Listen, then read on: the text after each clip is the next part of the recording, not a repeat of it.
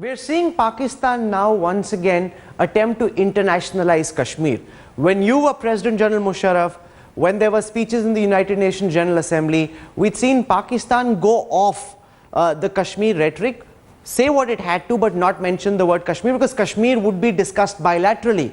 Once again, we're seeing Pakistan unsuccessfully try and build up international rhetoric around Kashmir. A, it's not succeeding, and B, why is Pakistan doing so, General Musharraf? Yeah, it has to. Rahul, when we need sincerity, I even told both your prime ministers that we need, in order to move forward on a peace process and resolve everything, we need to have three qualities. Number one is sincerity. Sincerity that we want to resolve the disputes. Number two is flexibility. Flexibility accommodating each other's points of view. And number three is boldness and courage to sell whatever give and take we take, whatever we give to take something, to sell it to our public. These are three qualities required. Now, if you are sincere towards peace process, which both your prime ministers were, we thought of going towards on the bilateral track. This term bilateralism is termed by you, coined by you, by India. Now, whereas this is an international dispute, you said it should be resolved bilaterally, and with your clout around the world, people got off this, and we were going on bilateral track. But when we discussed with you before me, I'm talking of the period before me, when we got on the bilateral track, you wouldn't discuss anything. You wouldn't go on the peace track. Now, in my case, when we started bilaterally, we started moving forward. So therefore, there was no need of internationalizing the issue. Now, when you are not discussing anything, you don't want to resolve any dispute. So therefore, we have to internationalize it. I think Pakistan has a very, very correct and good cause to internationalize Kashmir, because you refuse to discuss bilaterally. You are talking of our Prime Minister not even meeting the APHC leaders. So what kind of bilateralism are you expecting? Are you browbeating Pakistan? Yes, indeed, you are.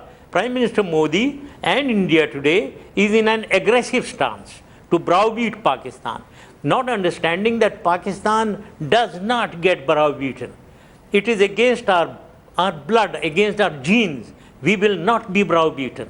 Therefore, instead of trying to browbeat us, go on the peace track, genuinely, sincerely. And if it is lacking in sincerity, then we will go our way, you go your way. Given the trenchant position that you're taking in this interview, which also reflects to a great extent how Pakistan has reacted so far, is it to be understood that you believe that under Prime Minister Narendra Modi, India and Pakistan cannot make headway when it comes to resolving any of these prickly border disputes, sir, or any of the other bilateral issues that bog our relationship down? Yes, indeed. I think at the moment, till now, unless he changes his stance, till now, he started with negative credentials as far as Pakistan is concerned. He started, as far what we are seeing from across the border here in Pakistan, that he is anti-Muslim, anti-Pakistan. These are his credentials with which he started. And he was even denied visa to United States. Rahul, come on, you know all that. You know what happened in Gujarat. And General then Musharraf, you also saw the kind of response that Narendra Modi got when he went to the United States. But are you denying that he was denied a visa? What was he denied a visa for? Because he was abetted in that terrorist act of killing. That's a political debate. The US now says he never applied for a visa. If he'd applied for a visa, it would be considered. But that's a political debate. I don't wish to get into it. We are not kids. I don't wish to get into it, General Musharraf. But when you say... You won't get into it. You won't get into it. You won't get into it because it goes against you. No, if we had a BJP... That is why you don't want to discuss it. I don't speak for our Prime Minister. I would like to discuss this. Why is he denied a visa? No, first and foremost, if there were a BJP spokesperson on the show, he's the one who should deny what you're saying and counter what you're saying. As a journalist, it's not my job. However... as an Indian, you should counter it. No, absolutely not, because I'm a journalist. I'm a journalist. My job is to ask questions. Okay. What you're making is a political charge. Somebody from the BJP must respond to it. But General Musharraf, I must say this though. It is not political. I must say this though. When we are talking of terrorist acts, we are talking of India-Pakistan relations. Whatever the Prime Minister of India does or has done in the past, this is very much an issue between India-Pakistan relations. General Musharraf, I must say this though. When you say that Modi is anti-Muslim, you are reflecting a stereotype. Now, if you look at the results of the assembly elections in Gujarat, if you look at the results of the national elections, the Lok Sabha results, a certain percentage of the Muslim population has voted for Prime Minister Narendra Modi. Since the time he's become Prime Minister, he hasn't taken one action which can in any way be described as being anti-Muslim or anti-minority. On Diwali, our Prime Minister will be in Srinagar speaking to the flood-affected people of the Kashmir Valley. Surely these are not anti-minority moves from any perspective. Is there any one thing that he's done as Prime Minister that our Prime Minister has done that you, General Musharraf, can say is anti-Muslim, because he hasn't done anything so far, sir? That's a stereotype which he's breaking. Yeah, I'm very glad, Rahul. Now you are trying to promote the BJP cause. As you said, we shouldn't discuss. I'm stating facts once again. I'm stating facts. Now you are getting involved in that, isn't it? I'm just saying that he hasn't done anything that is anti-minority. Okay. That's a fact, sir. Okay. Well, I'm very glad. I'm very glad. But this is the perception, and let's not deny it. It has been a perception. It is very much a perception in the Indian, in your newspapers, in your TV channels. We've been hearing them for heaven's sake. Rahul, let's not deny fact. He's been known as anti-Muslim. If he is not now, he is changing stance. It's excellent. I'm very glad. He is known to be anti-Pakistan. Now, if he changes stance and becomes more amiable towards the discussion and debate over issues, I would be too glad. In the last part of our interview with General Musharraf, I want to focus, General, on the situation in Pakistan. Do you believe that the Pakistani state has now become dysfunctional? No, not at all. There are problems that we are facing, there is no doubt. There is an internal crisis, mainly a political crisis, and a crisis of misgovernance, weak leadership, misgovernance, that is leading to this crisis.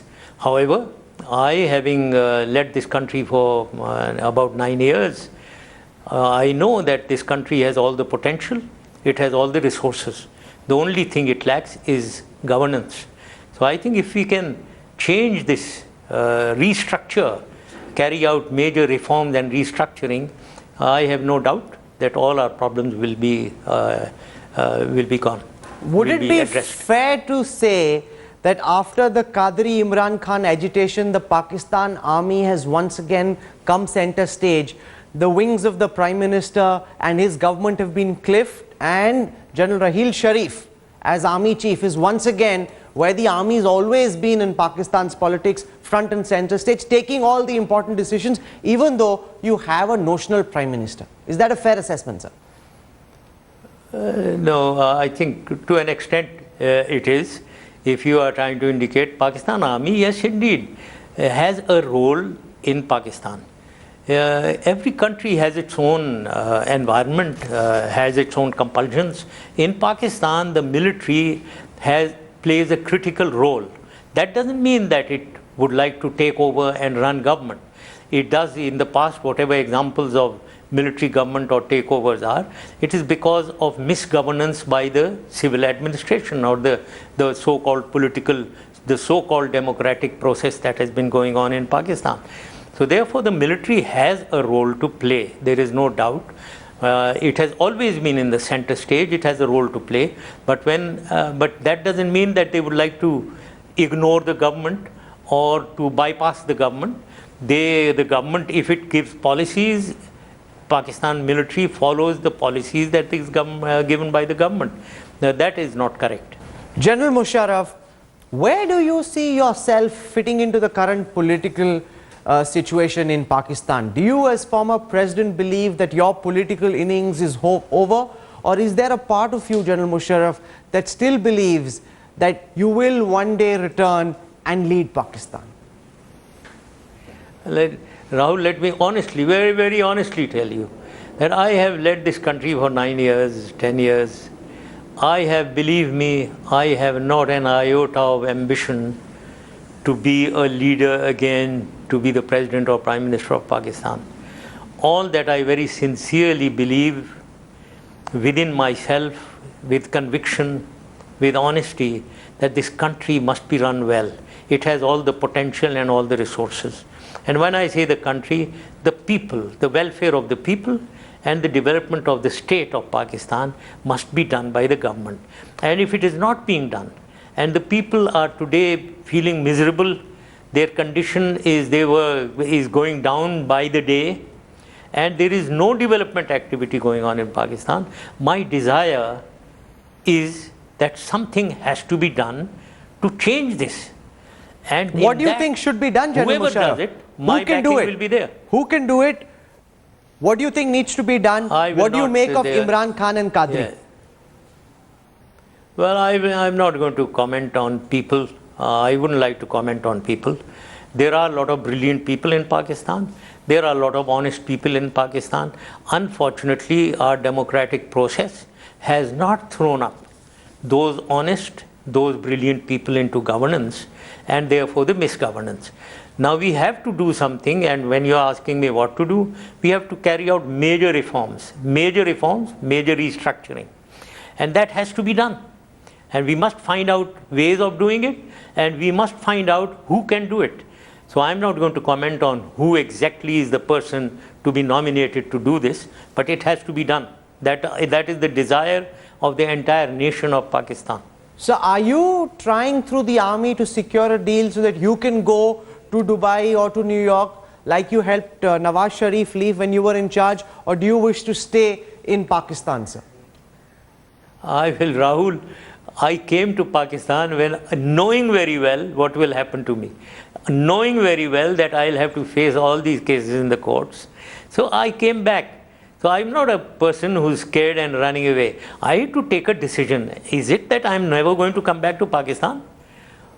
I decided no, not at all. I will. I have to come back. This is my country, my people, my friends, my relatives, my environment. I have to come back. And so I came, and I knew that I'll have to take this plunge one day or the other. Now when you are saying if I'm dealing or I'm trying to go back and run away, no sir, I'm not. Even my compulsion is only my mother. Number one, that I must meet her. She is over 95. Secondly, I have a little medical issue which needs to be checked abroad, and I want to get that done. And then I have a right to earn. I was on my lecture circuits and earning my livelihood. That also is my right. So therefore, I would like to go out and come back. But if anyone thinks that I want to go out and never to come back, he's sadly mistaken. I am not going out. I want to stay here in Pakistan. What are you making, General Musharraf, about the sharp rise of the ISIL? What do you think the ISIL means for terrorism in South Asia on a day when spokespersons of the Tehreek-e-Taliban Pakistan have jumped ship and actually joined the ISIL? Well, Rahul, this is a very important question that you've asked, and I'm very glad that you're talking of the region and South Asia now. Yes, indeed, it can have, it's a dangerous situation developing in the Middle East. It has potential of destabilizing our region. And when I say our region, I'm meaning Afghanistan, Pakistan, and India. So please don't keep India out of it. It has potential of destabilizing this whole region. Therefore, all the more reason, we must help each other to fight terrorism and defeat terrorism, and also extremism. Extremism is what then nourishes or spawns terrorism. We have to fight all that, and we are trying to do that. We ought to be doing that in Pakistan. And I would suggest India and Afghanistan, in all this region, we must understand the nuances of whatever is happening here within, whether it is Al-Qaeda or Taliban or other elements of terrorism that we are facing.